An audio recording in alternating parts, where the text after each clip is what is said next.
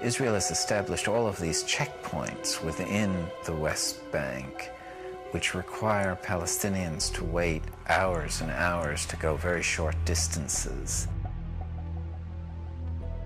Just the freedom of movement, it's something that Palestinians are denied on a daily basis. The access to Jerusalem, the access to health care, the access to hospitals, clinics, and schools. We're talking about 3 million people who's had their freedom of movement totally stopped. It's a violation of international law, that the right to freedom of movement is a fundamental right in the Declaration of Human Rights. What you have is young Israeli conscripts who look bored. These guys are sitting out there and they're watching thousands of Palestinians go by. They have carte blanche to pull anyone over and harass them for whatever reason. They can detain them for hours, and it's a dangerous situation. انت بتقدر تسكن هنا تتدرج لانه المواقف صعبة هنا والواحد اذا وقف قاعد هنا عطول بتلمس قبل ما يضرب الصاروخ بيبقى متلمسين لانه كل ما يضرب الصاروخ بتشقق الحيط.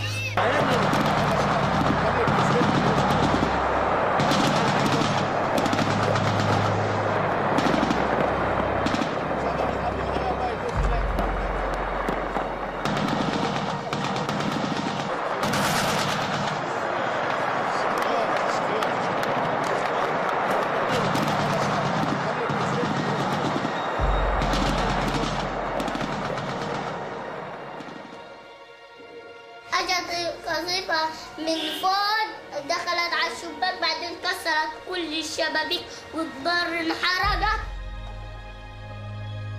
ليش هم كسروا غراض كسروا لعبة لسه في إلي كتير غراض ساعوا كله رميناه على الزبالة والأواعي رميناها على الزبالة بنشحت من دور الناس هي أواعي للباس وحتى الأكل اللي بناكل فيه ريحته غاز ومش راضيين نصيب أواعينا وهينا لابسين غاز. لو تشموهم أواعينا خلي اليهود يجوا ويشموا أواعينا ويشوفوا دارنا. كل ما نيجي نتحمم في الدار نيجي نعمل بنشوف الريحة كلها كتلاتنا كتل. هاي الأواعي شوف ها ما لمناهم مش غير شم غاز. ايش في تسوق؟ حتى نظارتي اللي أبويا جاب لي إياها ما فرحتش عليها.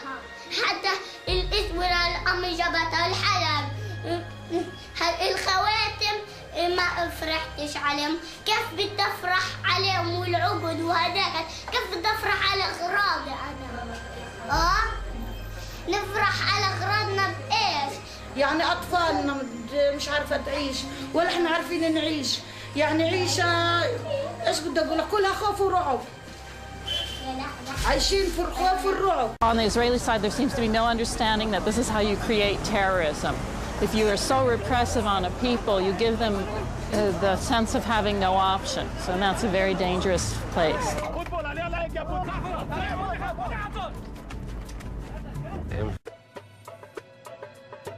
The United States is seen, quite correctly, as being the sole supporter of Israel, and that Israel would not be able to do what it is doing without American green light. The U.S.-Israeli relationship is really unique on Capitol Hill. In my 22 years that I served there was never a moment when there was really a debate about U.S. policy in the Middle East. It was always, what does Israel want? And almost always, Congress gave them exactly what they wanted without any debate, without any amendments being considered. I think we have to change our conception of what Israel is. Israel likes to present itself as this little country surrounded by a sea of hostile Arabs, and we just want peace, and they're violent. Israel is the 5th largest nuclear power in the world. It's got between 200 and 300 nuclear warheads. So the reality is that Israel is a regional superpower. The thing is extremely ugly to watch. I mean, this is just day-to-day life. I'm not talking about the fighting here. I mean, you walk through Hebron, you've got an Arab city, 100,000 Arabs, a couple hundred Jews, settlers walking around with rifles, looking as if they own the place. Settlers can go in a Palestinian village and burn the fields there, destroy the house, hit Palestinians, even shoot Palestinians.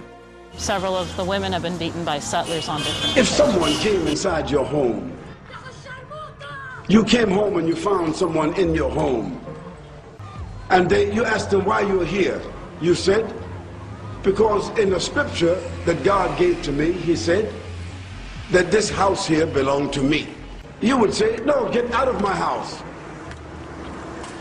So they kill your father, they kill your brother, they kill your uncle, they kill everybody except the children. And they stay in that house. And those children they did not kill, even though they cannot get back in the house again. Every time those children pass by that house, they pick up a stone and they throw it at that house. And those people in the house, they shoot at those children. I would ask you, are those children criminals? If they came, if those children, if that's all they could do was throw a rock at those people that took your house, would those children be criminals? The person said, no, that's a very pathetic situation. I said, that is the condition of Palestine.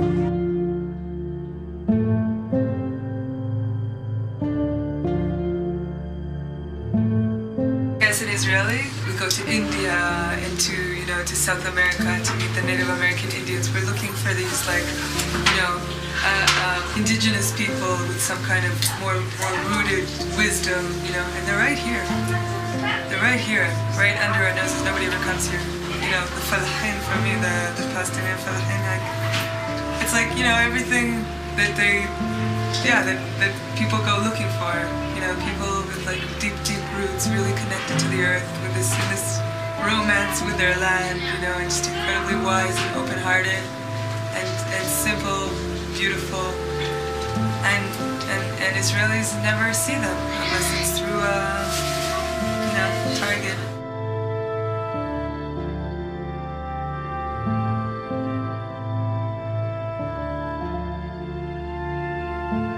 I wish that people knew what was really going on here, and I wish that people could see these people through my eyes. That's what often I'm looking at people and they're so incredibly beautiful. I'm just thinking, I wish that Israelis could for 1 minute see them through my eyes.